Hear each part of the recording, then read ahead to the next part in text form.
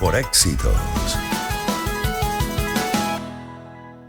Son ahora las 7:11 de la mañana. Gracias por acompañarnos en la señal de Éxitos, esta señal que llega desde Caracas a todo el país a través de nuestras emisoras, de nuestro circuito. Transmitimos a través de mundour.com y de nuestras aplicaciones en video. Les había comentado al inicio del programa porque tuvimos que atender la emergencia por lluvias en algunos estados andinos. Hablamos de Mérida y de Trujillo, pero luego nos desplazamos hasta Barinas y hemos revisado, volveremos de hecho a Mérida hacia el final de nuestro programa para revisar la situación de las lluvias, delicada en las últimas horas, en los 2 últimos días. Pero había reservado para esta hora del programa el tema internacional partiendo por Medio Oriente. Pero siendo que tenemos ya a nuestro invitado en línea, voy al grano y luego comparto los titulares más recientes. Y decir que el pasado día lunes, antes de ayer, al final del día, Donald Trump anunciaba un cese al fuego entre Israel e Irán. Pero de inmediato comenzaron las contradicciones. Irán dijo que no había llegado la propuesta, luego Irán dijo que no iba a emitir una declaración, Israel hizo lo propio. Al poco tiempo Irán acepta, pero a la vez lanza una ofensiva de más de 6 ataques con misiles balísticos. Israel al final también acepta y responde con otros ataques. Todo esto pasaba el día lunes. El martes Trump respondía furioso contra los dos países.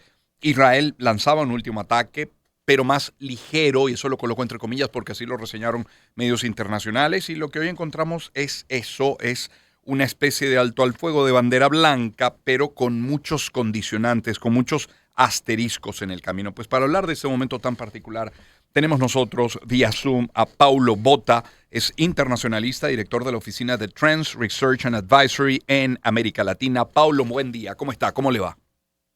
Hola, buenos días, ¿cómo está? Muchas gracias por llamarme. Un gusto recibirle en el programa. ¿Los ve como un verdadero cese al fuego? ¿Realmente hay bandera blanca o no? ¿En cuánto tiempo lo sabremos?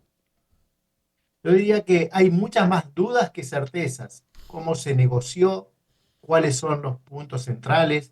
Si hay voluntad real de las partes de continuar. ¿Qué es lo que va a pasar si no se continúa con este cese al fuego? Hay demasiados puntos blancos. Yo creo que se trataría, en mejor de los casos, de una especie de pausa. ¿Sí? Cada uno de los estados directamente involucrados pueden decir que han conseguido alguno de sus objetivos, aunque objetivamente nadie ha conseguido todo lo que quería, nadie, ninguna de las partes, y en este sentido pueden vender algo a sus respectivas opiniones públicas y continuar. Esto es el fin de un capítulo, pero no mucho menos del conflicto, porque los puntos centrales, que son el programa nuclear iraní, el régimen iraní, siguen estando, y ese es un problema para Israel.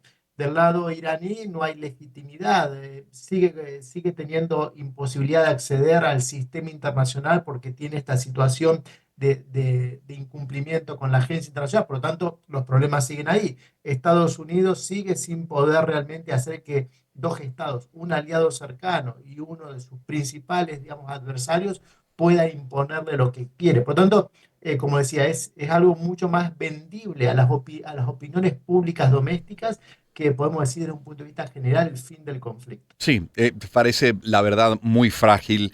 ¿De qué depende de que se respete esta tregua o esta especie de pausa?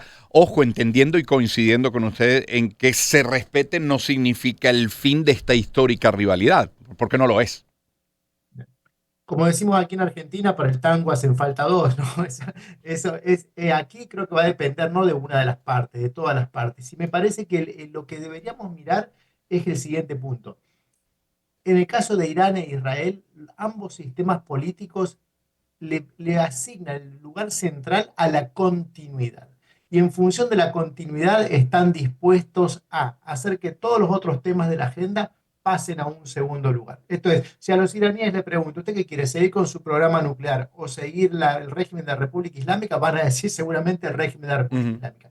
Si a Netanyahu le pregunto, ¿usted quiere seguir en el gobierno, ¿sí? Gobernando en una frágil coalición o terminar con el programa nuclear iraní, va a decir, no, quiero seguir gobernando. Entonces, creo que va a depender de más de cálculos domésticos, por eso insisto en esto, este sería mi punto central.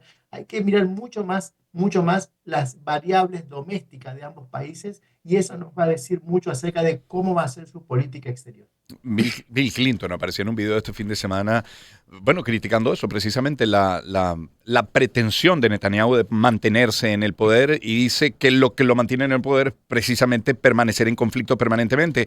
Y no es casual que salga esta bandera blanca, esta tregua, esta pausa, como usted la ha llamado, y de inmediato se retome la ofensiva en Gaza.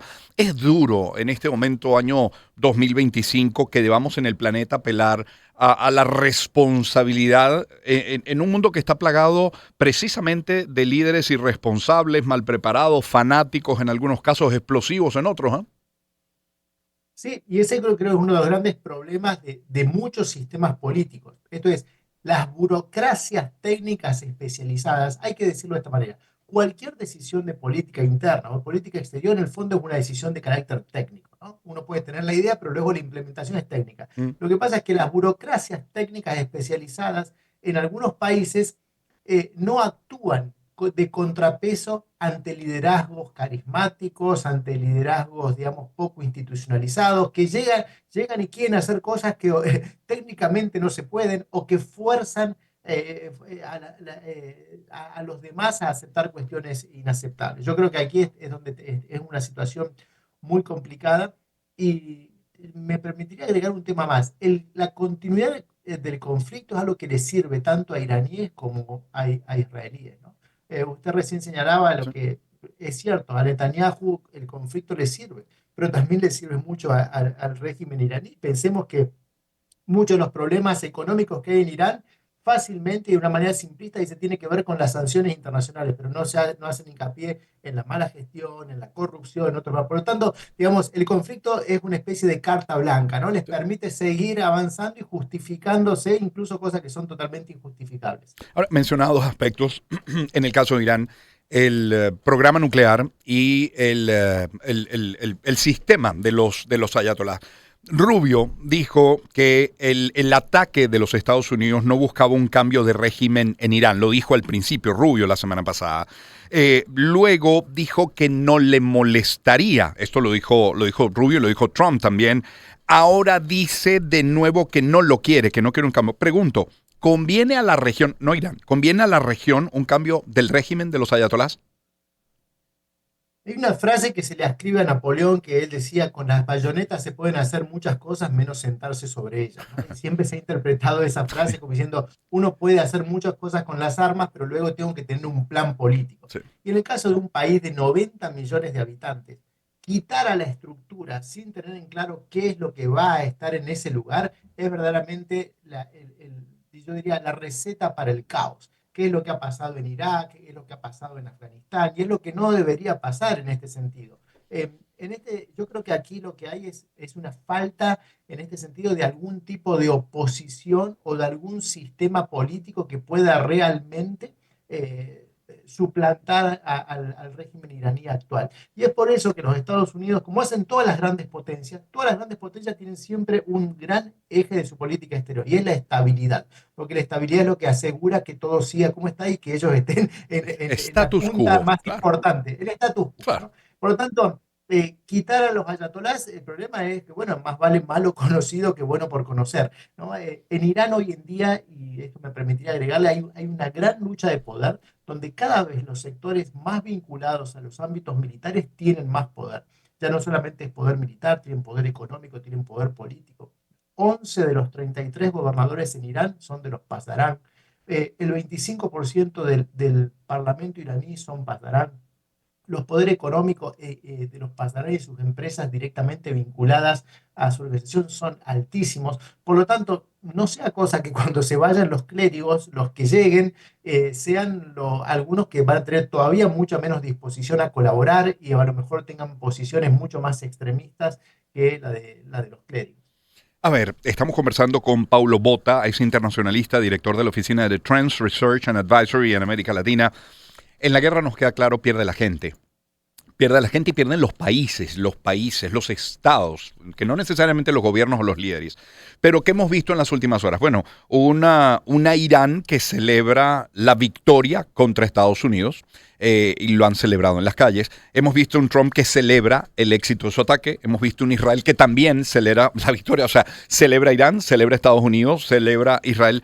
Pero yo quiero hablar más que de los países y de las reacciones de los líderes. ¿Cómo queda hoy Trump? ¿Cómo queda Netanyahu? ¿Cómo queda Ali Khamenei? Pero ¿cómo quedan Putin o Xi Jinping también? Eh, Trump creo que queda en... cada uno va a tener una parte de la biblioteca, ¿no? Una parte de la biblioteca va a decir, este era un conflicto que hasta que no ingresó a Estados Unidos podría haberse mantenido en el tiempo, que es básicamente el tuit de Trump, ¿no? Sí. Esto podía ser una guerra muy larga, pero yo decidí terminarla y listo.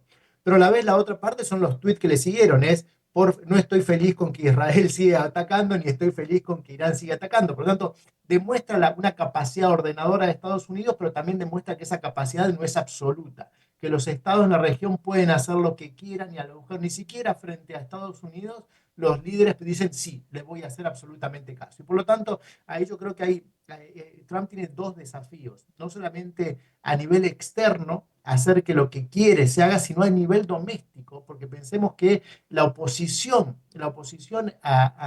digamos, a lo que ha hecho Trump, o sea, la oposición a la injerencia al conflicto, no era solamente de los demócratas, sino una buena parte de los republicanos decía claramente no, porque usted hizo campaña, señor, diciendo que no nos íbamos a meter en guerra, usted hizo campaña, señor, diciendo que no íbamos a meternos en cambio de régimen, y ahora resulta que tenemos que estar, somos la nación indispensable. Por lo tanto, creo que va a tener de nuevo también mucho que vender, entre comillas, a su respectivo apoyo. Netanyahu, yo creo que Netanyahu va a seguir en la misma situación, como usted recién mencionaba, va a vender de que ha sido un éxito, ha sido el discurso que dio anoche Netanyahu, hemos conseguido todos nuestros objetivos, por eso hemos detenido el conflicto, pero ahora vuelve a sus problemas graves, ¿no? Los problemas de mantener el gobierno, los problemas de la situación en Gaza que no han tenido ninguna solución. Y además, otro tema que a veces no le damos la suficiente relevancia es el impacto económico que en Israel ha tenido este conflicto. Estamos hablando en principio de 12.000 millones de dólares, según algunas estimaciones, Hmm. en medio de un país que está hace 2 años en medio de un conflicto, la guerra más larga de la historia de Israel, y en el cual en un ejército que está en gran medida basado en reservistas, que son gente que sale de su sistema económico, deja de trabajar para ir al ejército, eso genera impacto social, impacto económico muy grande. Irán, Khamenei, todo lo que ha dicho en los últimos 40 años, yo diría, hoy en día se demuestra que es mentira, ni es una gran potencia militar, ni puede decirle absolutamente que no a Estados Unidos, ni puede proteger a sus principales líderes que han estado escondidos directamente porque no sin ninguna capacidad. Por lo tanto, me da la sensación de que en los próximos tiempos lo que vamos a ver es a los grandes líderes, permítanme usar esta expresión, curándose sus propias heridas Hmm. Hmm. en función de sus audiencias internas y que una vez que se sientan de nuevo relativamente seguros, lamentablemente veremos un reinicio del conflicto con todo lo que eso significa fundamentalmente para la población civil. Muchos se sorprendieron, es Paulo Bota quien nos acompaña, internacionalista, muchos se sorprendieron con este anuncio de bandera blanca, de fin de la guerra, guerra de 12 días le llaman ahora. Eh, pero no perdamos de vista que, por ejemplo, las bases militares de Estados Unidos en Qatar fueron atacadas. Y uno dice, bueno, Qatar se quedará de brazos cruzados y hay incredulidad en el ambiente. Es decir, que no haya una respuesta de Irán a este ataque de los Estados Unidos es factible y una respuesta que podría venir en dos sentidos. Alguno esperaba una respuesta a gran escala, pero podría venir una respuesta a ataques de guerrilla contra operaciones quirúrgicas pequeñas, pero contra civiles. ¿Qué cree que puede pasar? ¿Cuál será el desenlace? Porque, insisto, hay incredulidad en el ambiente y es lógico pensarlo, ¿eh? Eh, yo trabajo para un centro de estudio de Emiratos y por tanto estoy todo el día en contacto digamos, con mis colegas allí y Sí. también en la región y en todos lados hay una especie eh, de base común. Todo el mundo coincide en que fue una respuesta por la galería. Tenían que hacer algo, pero no fue una respuesta real, una respuesta en términos militares. Lo que hoy sabemos, pues algunas agencias de noticias ya lo están refiriendo, que Irán le avisó incluso a Qatar y a Omán que iba a haber un ataque. Por lo tanto, era un ataque destinado simplemente de nuevo a la opinión pública doméstica. Es decir, mire, nos han atacado y nosotros vamos a hacer algo, pero ni siquiera tenía por objetivo central ser verdaderamente en términos militares un ataque con voluntad de degradar la situación de las bases norteamericanas en la Sí. región. Por lo tanto, creo que de nuevo, lo que estamos viendo aquí es, siempre tenemos que estar separando, el Medio Oriente sobre todo, porque además Ujú. nosotros desde América Latina tenemos que tener algo en cuenta. La cultura es distinta. Eh, Y la forma en que se dicen las cosas es distinta. Y la forma en que uno actúa en función de los demás y en función de su familia empleada de los extranjeros es distinta. Y si no tenemos en cuenta eso, corremos el riesgo de pasar por nuestro tamiz cultural Eso es. lo que hacen otros. Y por lo tanto tenemos que interpretarlo de la misma manera. Nosotros los iberoamericanos, latinoamericanos, actuaríamos de manera distinta. Tenemos una cultura distinta más allá de nuestras especificidades. ¿Sí? Por lo tanto, tenemos que ser lo suficientemente humildes como cuando nos acercamos a los demás, decir, mire, nosotros en relación internacional hablamos de la falacia del espejo. ¿Qué es la falacia del espejo? Pensar que los demás van a actuar exactamente como actúa uno. Y no es así, porque hay otros factores culturales, otros factores históricos. Y en este caso, me parece que hay que tener en cuenta. Los iraníes, para ellos es muy importante esto de salvar la cara, de las apariencias, ¿no? Y en este sentido lo hacen tanto en el nivel familiar como a nivel externo. Y en este sentido creo que deberíamos analizar esa respuesta en esa perspectiva. Conociendo como conoce Medio Oriente, ¿cómo se han reacomodado, si es que hubo reacomodo, pero cómo se habrán reacomodado las fuerzas? ¿Quiénes cerraron filas con unos y otros? Porque, por ejemplo, que China haya ofrecido apoyo nuclear a Irán no es poca cosa, ¿no? Sí, pero no, los chinos, como siempre hacen, ¿no? Son básicamente un grupo o un país que necesita de la estabilidad para seguir siendo una gran potencia mercantil, ¿no? Así es. Y de la misma manera que ofrecían cierto apoyo, ¿sí? Que no lo han hecho con nadie, pero pensemos que China no tiene un acuerdo de alianza con ningún estado en la Tierra. Ningún estado en la Tierra, ¿no? A diferencia de Estados Unidos, que incluso tiene una OTAN con el artículo 5 de defensa. No, no, los chinos no tienen con absolutamente nadie. Y de la misma manera que señalaban que era lo que estaba sucediendo era una violación grave al derecho internacional, le decían a Irán, usted no cierra el estrecho de Hormuz porque eso es fundamental para mi seguridad energética. Por lo tanto, creo que China no tiene ningún interés. Y la otra potencia que recién mencionabas es Rusia.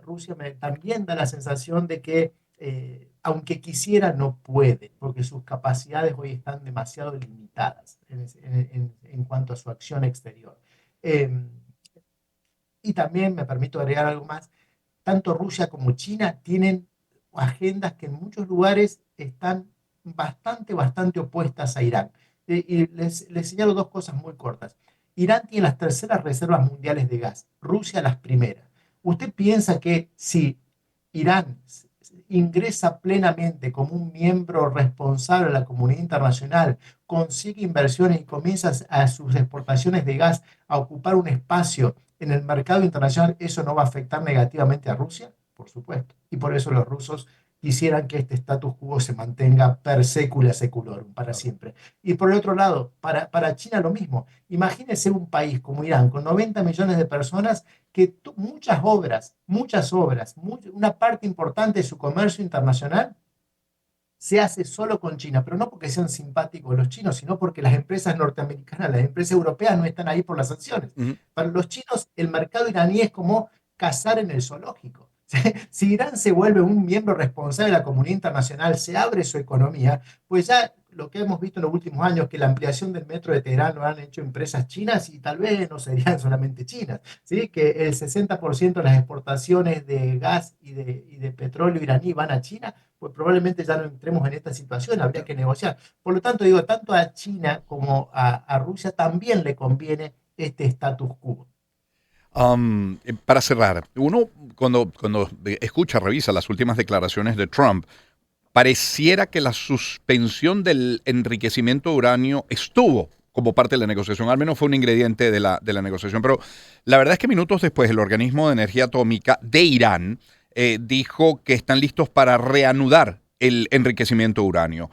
¿Se puede creer en alguien cuando de geopolítica hablamos? Porque la verdad es que a los expertos y a la opinión pública lo que nos toca es interpretar más que creer.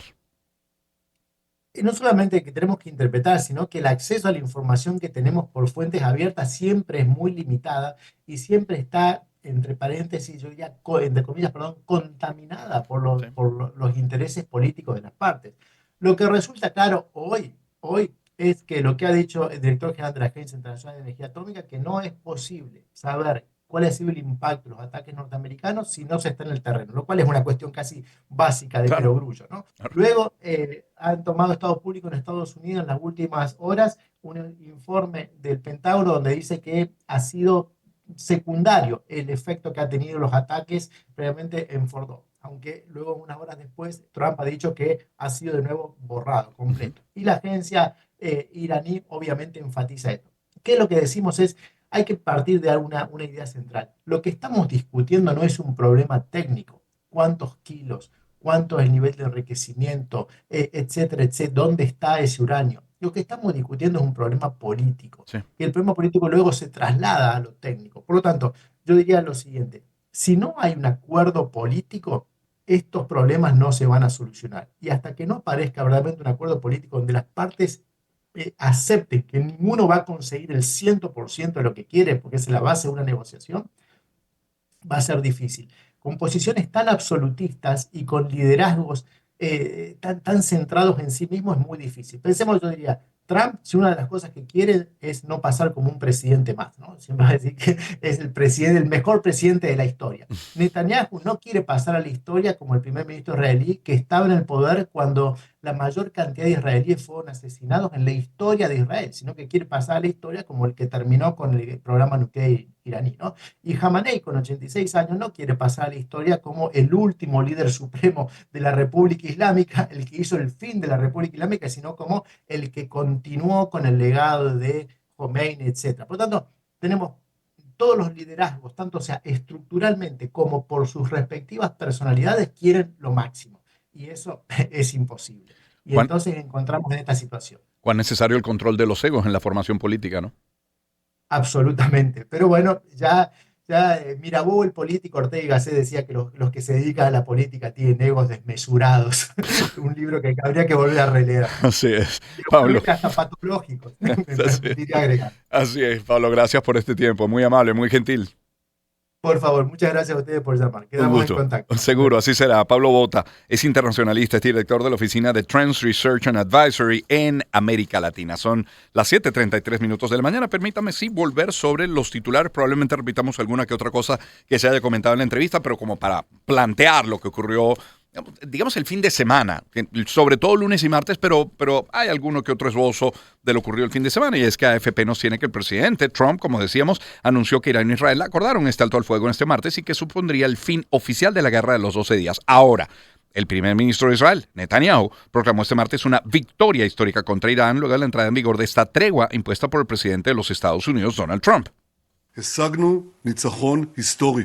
Hemos logrado una victoria histórica y esta victoria permanecerá grabada en la memoria para las generaciones venideras. Hemos neutralizado dos amenazas existenciales inmediatas que se cernían sobre nosotros: la amenaza de exterminación por bombas nucleares y la amenaza de exterminación por 20.000 misiles balísticos. Si no hubiéramos actuado ahora, el Estado de Israel pronto habría enfrentado el peligro de la aniquilación. בקרוב, בפני סכנת השמדה.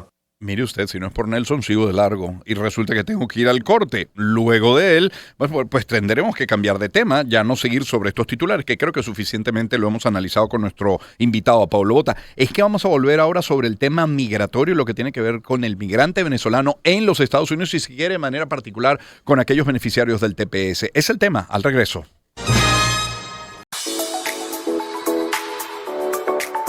Espacio para conectar. Éxitos. Caracas, El Vigía, Guarenas, Guatire, Maturín, Táchira, Mérida, Barquisimeto, Margarita, Puerto La Cruz, Puerto Ordaz, Maracaibo. Maracay. Éxitos.